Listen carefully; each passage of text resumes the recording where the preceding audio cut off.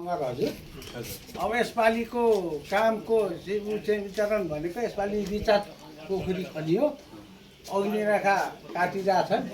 अब हामीले सबैभन्दा मुख्य जखम भनेको जङ्गललाई जोगाउने भने अग्निरेखाबाट आगोबाट हो। अनि त्यो अनि अहिले यो बाटो छेउछेउ पनि गरेको छ, अलिअलि यो झाडी सफाइ पनि गरेको छौँ। उहाँ माथि सेकमाट पनि गर्दैछु। आज सकिन्छ कि भन्ने सकौँ कि भन्ने उद्देश्य छ। अरू झाडी सफाइ बाँकी नै छ।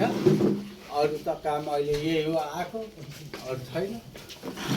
भएको जुन भएको छ त्यही भन्नु त नभएको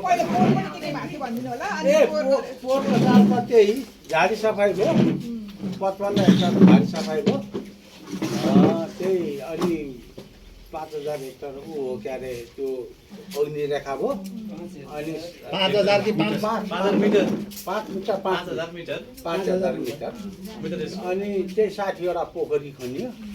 यसपालि चाहिँ खनियो हजुर 1200वटा डाङ्गा खनियो। त्यो पोखरी सानो रिचार्ज पोखरी हजुर त त्यसको उद्देश्य धेरै राम्रो लाग्यो।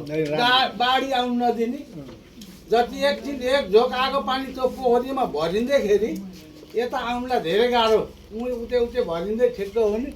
अनि ऊ आउँदाखेरि त्यो झारहरू पत्करहरू पनि त्यतै गएर बस्दा अल्झेर बस्दाखेरि त्यसको मल कुनी हुने, त्यसलाई बिरुवाहरूलाई पनि फाइदा हुने। अब उहाँ अहिले जाउँ न जङ्गलतिर हेरौँ हामीले अब काम गरेर कस्तो हो के हो। यो दाइले यो बुढो दाइले साह्रै झुट्टा कुरा बोलेको कि साँच्चै कुरा रहेछ भने हेर्दै पनि जाउँ। हेर्नुपर्छ नि हामी सिन्धुलीमै हेरिसक्यौँ। तपाईँको अब जस्तो तपाईँहरूले गरेको कामहरूले चाहिँ विभिन्न विपदका घटनाहरूलाई चाहिँ कसरी न्यूनीकरणहरू गरिरहेको छ? पहिला तपाईँहरूको नबनाउँदा त्यो नगर्दा के थियो, त्यो गरेपछि के भयो? रिचार्ज पोखरी खनिकन हामीहरूको यतातिर अब गाउँ हेर्न पनि पानीको अलिकति सुविधै भएको छ। पानी यसपालि सुकेन, पानी एकदम राम्रो गएर मैले पनि यसपालि फेरि त्यो इनार खनेँ त्यो मेरो घर छेउमा 6 फरमा पानी आयो। पहिले 12 फरमा 10 फरमा 13 फरमा भन्नुपर्थ्यो भने यसपालि 6 फरमा आएको छ पानी। अब यो गाउँ यो बस्तीहरूलाई पनि राम्रै भयो, हरियाली अब चिसो भयो, ठन्डी भयो। तपाईँ यो जमिनहरूलाई पनि धेरै भयो, यो बोट बिरुवाहरूलाई पनि धेरै राम्रो भएको। त्यो पोखरीको चिसोले गर्दा जरामा आफ्ना फेर्न आएर भए चाहिँ जति पानी परेर त्यो बग्थ्यो, त्यसको चिसो त आयो नि भित्रै।